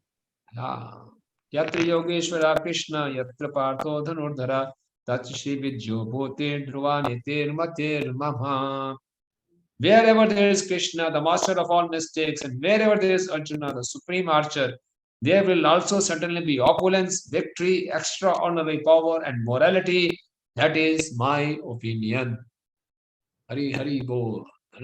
So these are the last 5-6 verses. Sanjay is saying, and Sanjay is so excited that I want to hear this message again and again, again and again. And my whole body is getting excited. I'm struck with wonder more and more. I rejoice again and again. How many of you are having this experience? Oh, why this Gita has ended? This Gita mid session has ended. We want to hear it again and again. Panam Pare Prabhu, start it again. So how many of you have this kind of experience? Yes, so congratulations to all of you. You have completed Gita. And Sanjay is giving his opinion in the last verse. Wherever Krishna is there and wherever Arjuna is there, the 4 things will always be there. Victory, opulence, morality, and power. We all want these things. We all want victory. We want morality. We want opulence. And we want power. We have to just keep Krishna with us. Krishna is the center of our lives. Whole life will be perfectly aligned. Hare Krishna.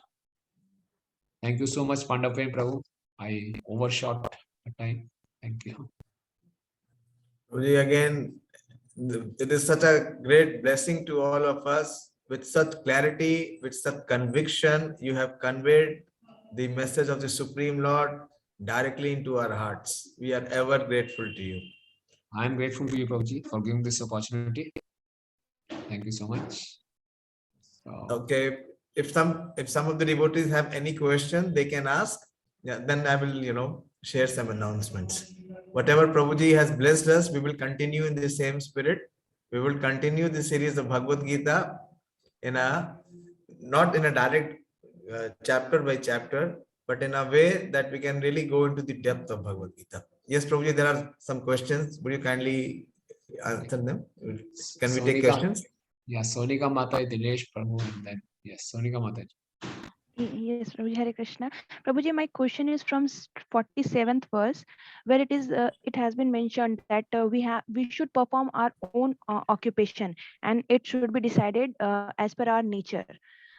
So, how our nature will be decided, Prabhuji, in today's life or today's condition? Present. Yeah, you are absolutely right. It's very difficult. So what will happen is when we start chanting and we start following Vaishnav's instruction, we start performing some services. So when our heart becomes purified, gradually and slowly we come to know of our nature. We try different things, then we come to know, oh, I think I am good at this. I'm good at this. Okay. Before reading Bhagavad Gita, we are not even aware who are Kshatriyas actually, what are the qualities of Kshatriya, what are the qualities of Brahman and all those things. And after going through all this, and after performing devotional service, and after chanting, living in the association of devotees, gradually come to know, okay, I have more of this, my more inclination is towards this. So gradually it will be revealed. Okay. For that we can consult our seniors also. They can also help us. They observe us and they can also help us understand. Okay, Prabhuji. Thank you, Prabhuji. Thank you. Till then, whatever we are doing, we keep on doing, and Krishna will reveal to us. Dinesh Prabhu. Hare Krishna, Prabhuji. Thank you, Prabhuji. Thank you for the wonderful lecture, Prabhuji. ISKCON has been full of amazing personalities, Prabhuji. You're also one of the amazing personalities. No, not at all. Not at all. I'm just trying. Yeah. Prabhuji, I have 2 questions, Prabhuji. This again coming to that shloka number 18.47, that everybody should do work according to his own nature. Yeah. Now, my question is, Prabhuji, I understand there are 4 Varna ashrams, Brahminical, Kshatriya, Vyapna, this. Now, my question is, somebody, if suppose a Kshatriya mode, apna occupation, and he is trying to develop a Brahminical qualification, like, just forgive me if this is an offense, Prabhuji, like ISKCON teaches us to come in the Brahminical mode. And suppose somebody has a Kshatriya mode of occupation, then how do you look at it? He may fail or he may not like it. Then how do you take it? That is my question, Prabhuji. Yeah. So once Prabhupada was asked the same question.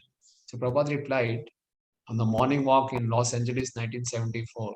Prabhupada was the same question. Prabhupada replied, the world's 2 most biggest wars, Ramayana and Mahabharata, were fought by Vaishnavas and won by Vaishnavas. They were Kshatriyas. Okay. So Krishna consciousness is all pervasive, all inclusive. So when we have a Kshatriya bent of mind, one who likes to do a lot of management, administration, is welcome.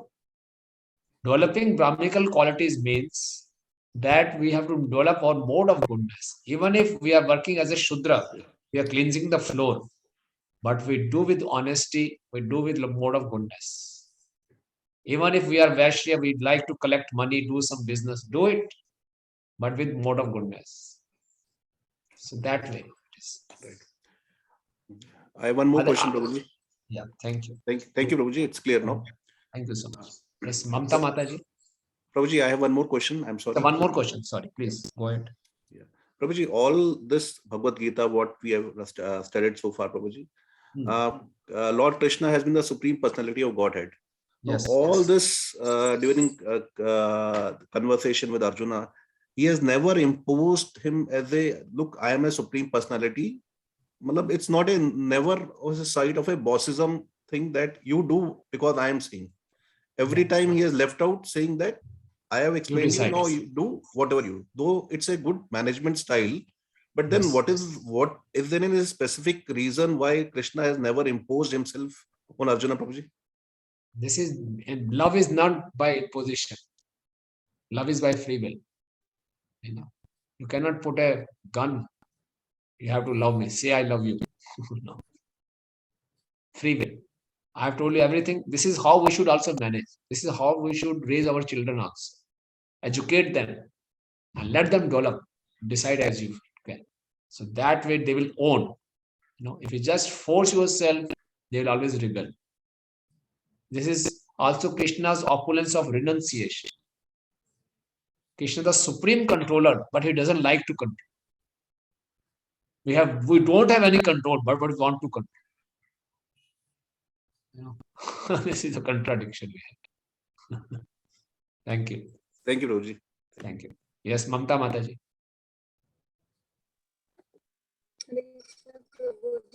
प्रभु जी मेरा जो question है वो थोड़ा stupid होगा actually मेरा जो question है वो श्लोका संख्या है 63 प्रभु जी जैसे हम लोगों ने बोला कि ब्रह्मभूत तो ब्रह्मभूत means that the condition which is joyful and means the never laments and not does he desires anything तो मेरा क्वेश्चन है प्रभु जी means before this that confidential knowledge Arjun किस स्टेज में था मीन्स ब्रह्मभूत स्टेज में थे या फिर मतलब after getting this conditional knowledge and which stage Arjun was like, Prabhuji? Yeah, right. It's not a stupid question. It's a good question. Arjun was a pure devotee of the Lord. Arjun was in a Sakheras. He's a Pakka devotee of the Lord. But Arjun was put in illusion because of Krishna's Yog Maya. It was by Krishna's will that Arjun should be put in illusion. To educate all of us, Arjuna was made the medium. Prabhupada used to give example. If a mother-in-law has to correct his new daughter-in-law, she will not scold her directly. She will scold her daughter to give the message to daughter-in-law. You know. Similarly, to give the message to all of us, Arjuna is made the Maya medium. So Arjuna is already a devotee.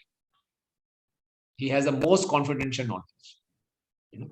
That's why in the 11th chapter, Arjuna is offering a obeisance. Sakheti matva prasabam yuduktam. Hey Krishna, hey Yadav, hey Sakheti. Oh Krishna, I used to call Sakha, I used to call Yadav, I used to joke around with you. Now I'm seeing you are so great. Now I'm seeing your universal form. So please forgive me. So Arjuna was intimately related with Krishna. So Arjuna had all the knowledge, but Krishna had made him forget that knowledge because Krishna wanted to give this knowledge to all of us.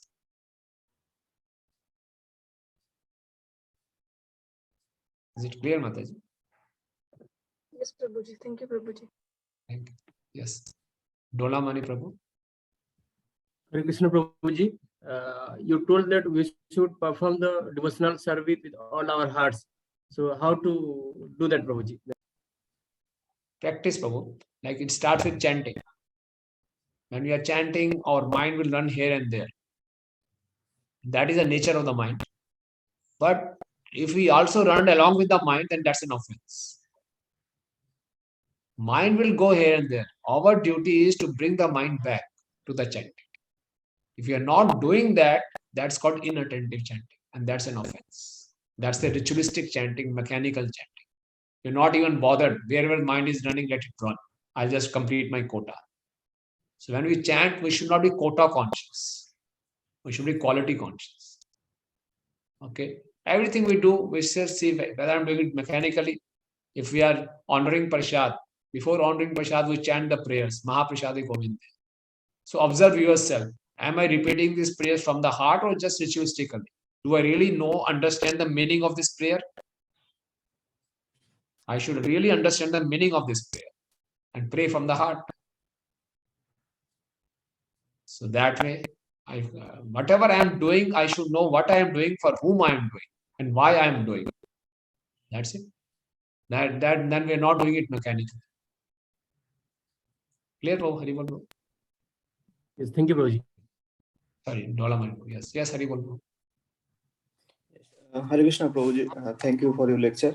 Prabhuji, I want to know that at the end of the instructions, what is the stage of Arjuna? That means which rasa he is in after all these instructions.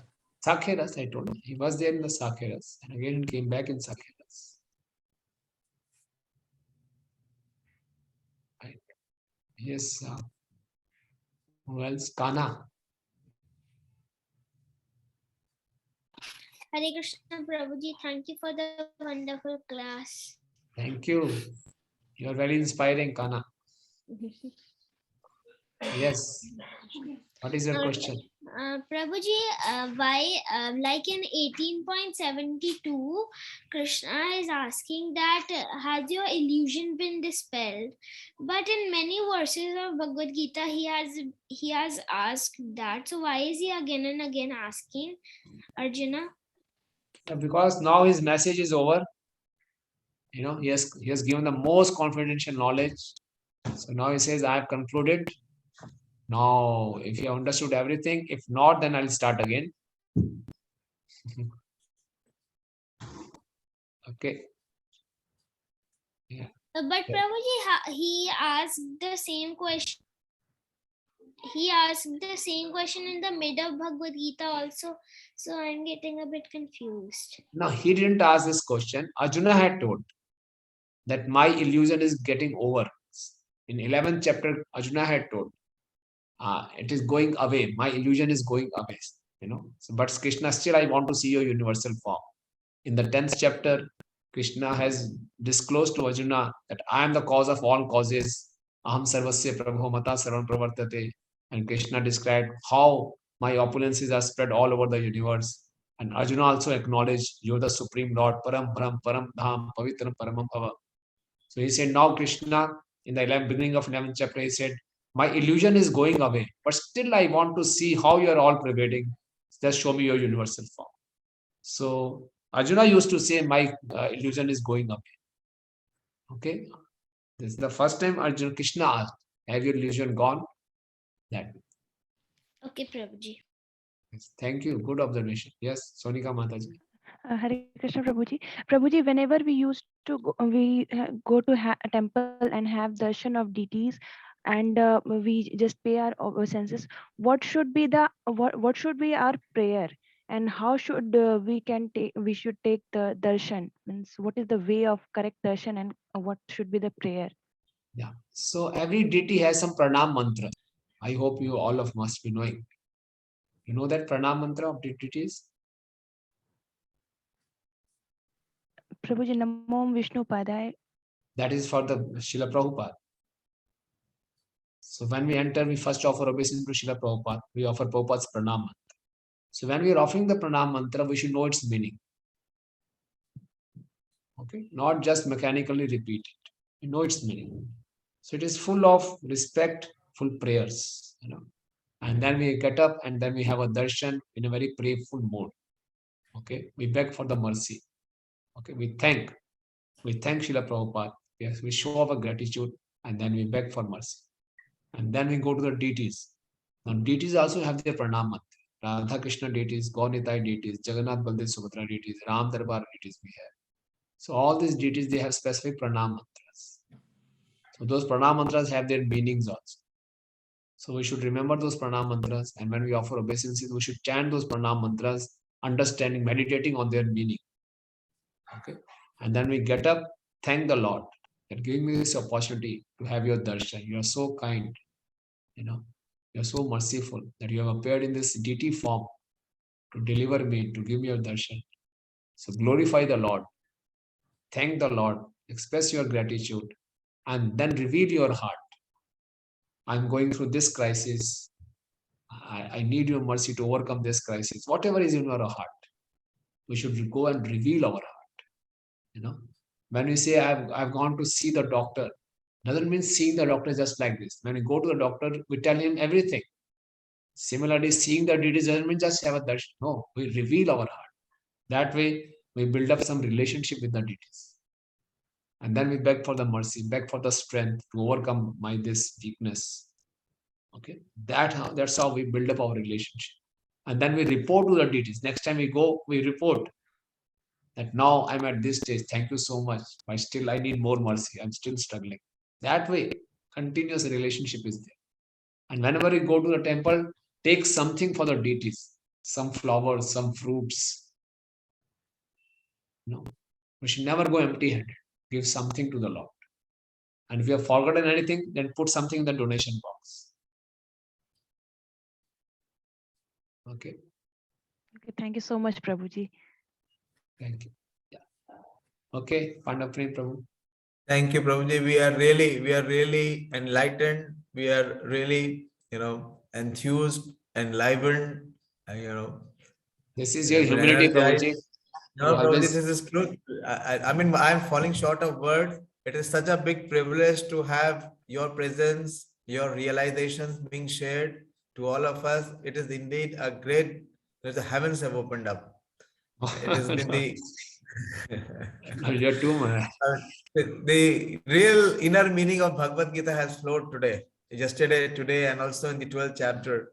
There could not be any better benediction than to have your presence. And I would pray again at your lotus feet that whenever and whatever program we have, if we can have your presence, it will be a great blessing and inspiration for all of us.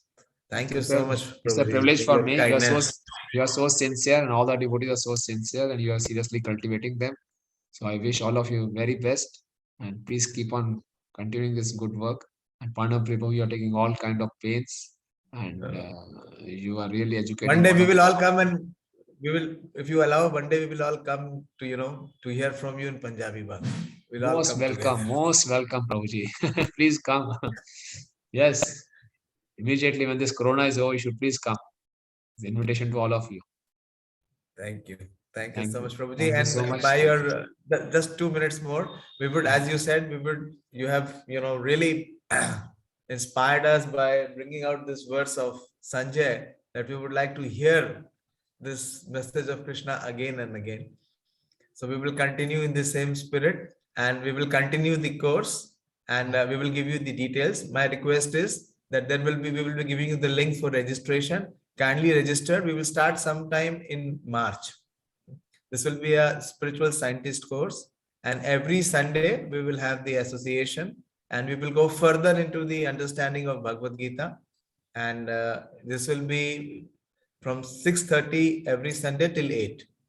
We'll try to keep it short, and we will try to keep it between 6:30 and 8. So please continue and register yourself, and please also invite whom you want to give this benefit of this wisdom, this knowledge, this learning, and this realization of Bhagavad Gita.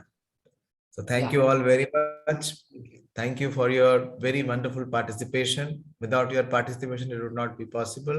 And we have the inspiration and the aspiration to continue to receive this wisdom and knowledge of Bhagavad Gita, bring it to a level where we can integrate with this learning and make it a part of our life.